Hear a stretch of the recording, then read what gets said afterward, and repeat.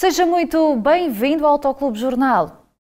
O Parque Automóvel Nacional caiu para metade e envelheceu de forma acelerada com a pandemia.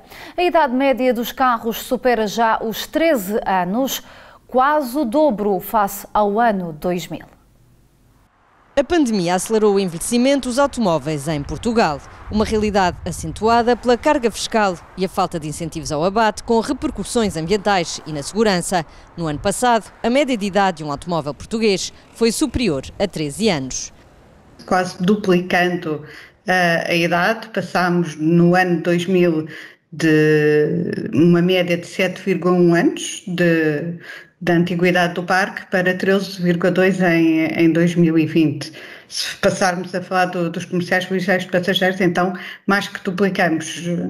E no ano 2020 chegámos ao ponto que 63% do parque automóvel tem mais de 10 anos.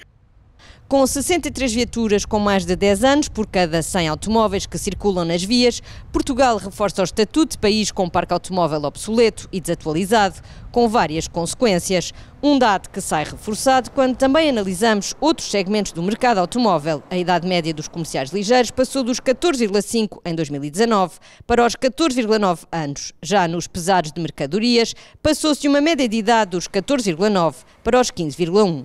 Temos um parque de viaturas que consome baixo combustível, comparando com as viaturas novas, que são mais poluentes, que têm normas de emissão que cumprem as normas Euro 1, Euro 2, Euro 3, quando neste momento já estamos a falar no cumprimento das metas do Euro 7, e estamos a falar de viaturas menos seguras. Dos 5,3 milhões de ligeiros de passageiros a circular em Portugal, 1,2 milhões são ainda do tempo do escudo, ou seja, têm mais de 20 anos de idade e representam 22% do parque automóvel ligeiro. Já se corre no Safari Rally Quénia, uma prova que regressa ao Mundial de Rallys ao fim de 19 anos. Ausente de África desde 2002, o rally mantém o percurso em estradas de terra desafiantes, com muitas pedras, paisagens deslumbrantes e um clima imprevisível que pode variar entre muito calor e chuva.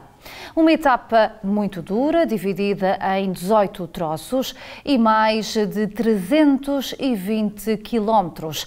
No que diz respeito à tabela classificativa, Ogier entrou no Quénia a liderar com 11 pontos de vantagem para Elfyn Evans e 29 para Neuville, que segue em terceiro. Construída há 90 anos, a garagem do Comércio do Porto assinalou a data com uma exposição do ACP Clássicos. A garagem do jornal O Comércio do Porto foi desenhada há mais de 90 anos pelo arquiteto Rogério Azevedo, uma obra que marcou a sua época e a história da cidade do Porto. O edifício da garagem é um edifício para a época bastante inovador, tem uma grande modernidade que contrasta bastante com os edifícios que mesmo o próprio arquiteto Rogério de Azevedo tinha projetado antes. Basta ver o edifício mesmo aqui ao lado, o edifício da sede do antigo jornal O Comércio do Porto, que tem um estilo arquitetónico completamente diferente, e o mesmo cliente, Bento Carqueja, na época, com o terreno sobrante que tinha da anterior obra, pede a Rogério de Azevedo e a Baltasar de Castro para fazerem um projeto para este lote. Eu que fui sempre um apaixonado, talvez por influência desta garagem, pelos automóveis, vir aqui para mim era sempre um prazer, porque andava sempre aqui a ver os carros que cá estavam, as novidades. Mais tarde apercebi-me que isto realmente, como edifício, é uma obra fascinante e que agradeço imenso que a Saba hoje tenha feito esta homenagem, porque isto merece mesmo que seja distinguido. A obra do arquiteto, autor de vários projetos emblemáticos no Porto, foi agora lançada em livro, que é também um pedaço da história da cidade.